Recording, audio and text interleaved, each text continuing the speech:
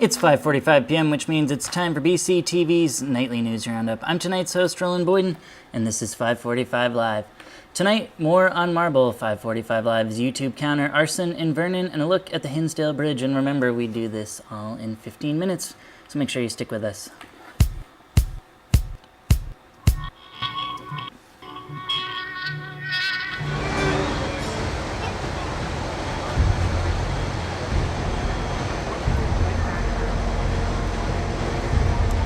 We're lucky to live in Vermont, where communities come together in tragedies to turn tragedies into opportunities. The Brattleboro Police Department, along with the Vermont State Police, are currently investigating the shooting death of a 59-year-old male.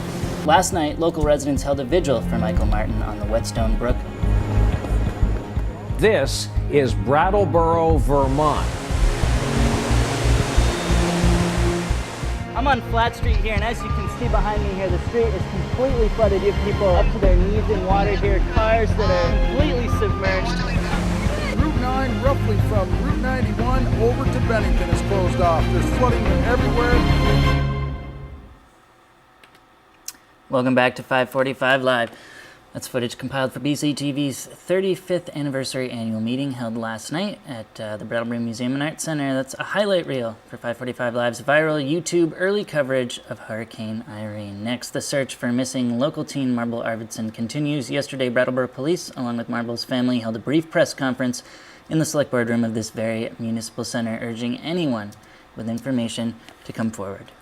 We are looking to speak with an unknown male individual who came to the residence on Saturday and visited with Marble. It is believed that this person may be the last person to see Marble at home. This person is not a suspect, but as we believe may have valuable information on where Marble may have gone. We urge the individual or anyone who has information about the individual to call the Brattleboro Police Department. Among the poignant messages was this from Marble's mother. Marble has a family, has a very big extended family, has a mixed family and is very loved, has brothers and sisters who are also with me in spirit. This is a difficult thing for younger people to fathom, so I appreciate the courage that it takes to speak up and step forward. Something horrible is resting in here, in this room. We call it the purple elephant, whatever. Something hurts. Everybody is feeling that. Everybody is missing him. And everybody is worried. And I can only imagine that if someone is walking around and has some kind of information and is really too difficult to share, please, I really invite you to just do what you can. Give it to somebody else. Leave it somewhere to be found. Get that off of your chest. It's all right. It's all right to say it. And moving on, at around 3 a.m. Tuesday morning, a blaze erupted at Vermont Yankees office building in Vernon. The fire was later determined to be arson. At Tuesday evening's Brattleboro Select Board meeting, Chair Dick DeGray voiced his outrage. A press release has just gone out. The fire at Entergy at 3 a.m. this morning was determined to be arson. That is unacceptable in our community. Whether you're for it, against it, you put our firefighters in danger. These people, that is unacceptable in our community. I am really boiling. If you could see how red I was, because my ears are burning. I am so upset about what's been going on in our community. And before we jump to the calendar, we'll close out the news with the Hinsdale Bridge in downtown, which may no longer be safe. Or, so says local resident Mike Mulligan, who's taken his message of danger to the streets. My senior news correspondent Joe Bushy caught up with him earlier this week as he stood guard to the structure in question. I could show you the terribly rusted parts of this bridge. Matter of fact, it's on Topex, Mulligan, unsafe bridge. If you look that up, and stuff like that.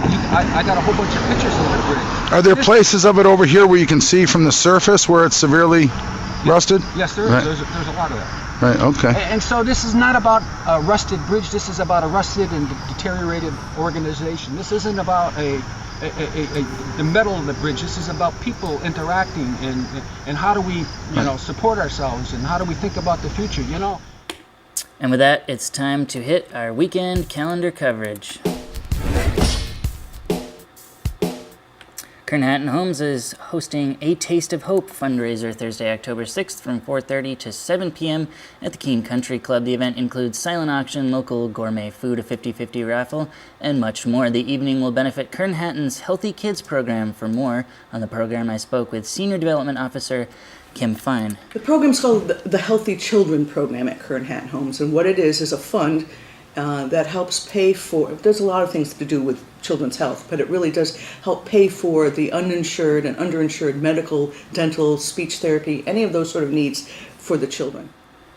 You can find out all you need to know about the event and the school at kernhatton.org. And moving on with the calendar, tomorrow at 9 a.m., Irene Flood Relief, Sevka's annual flea market raffle and silent auction is being held. Here's their press release: fun annual community event. It's a flea market, a raffle, a silent auction, and more. And it's at Sevka's Westminster office grounds. There'll be vendors, antiques, bargains galore, activities for kids, and breakfast and lunch foods. And all the proceeds go to Irene disaster relief efforts.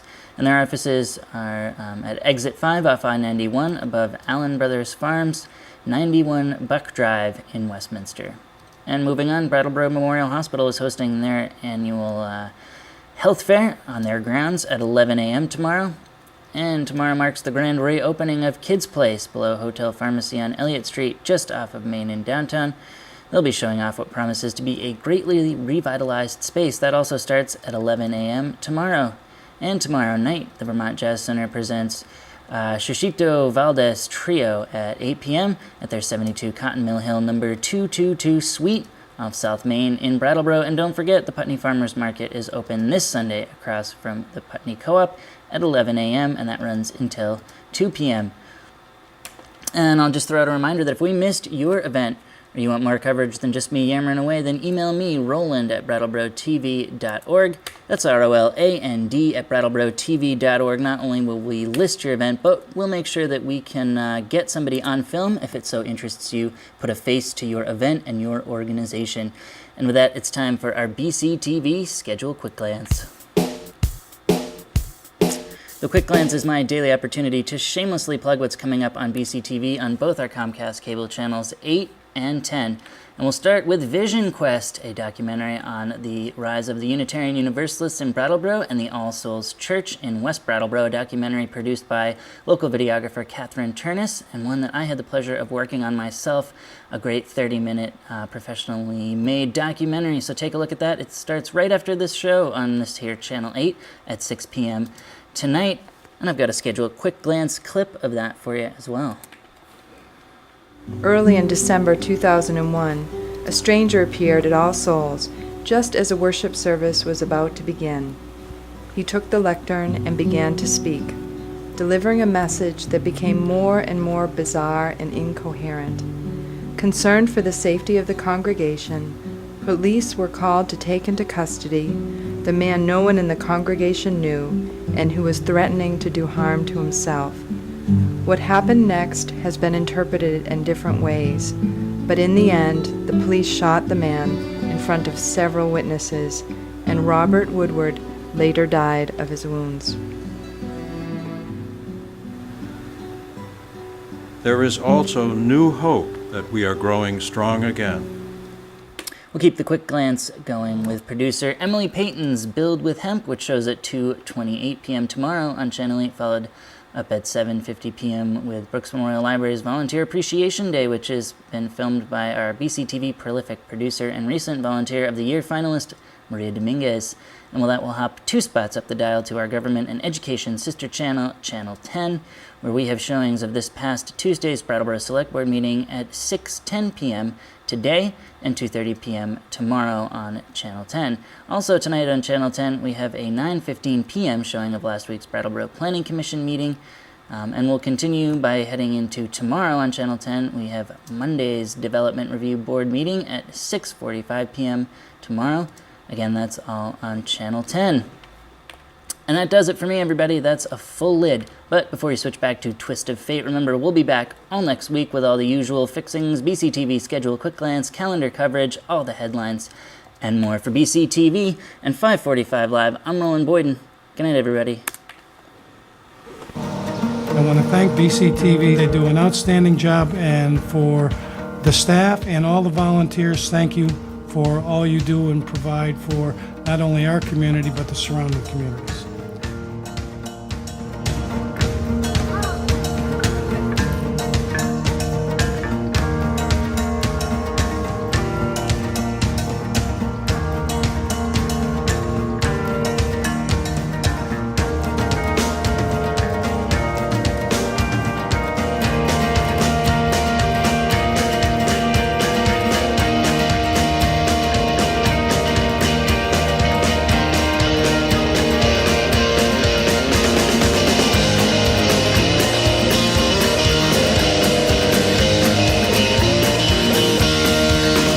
BCTV does an extraordinary job. It's a real community service.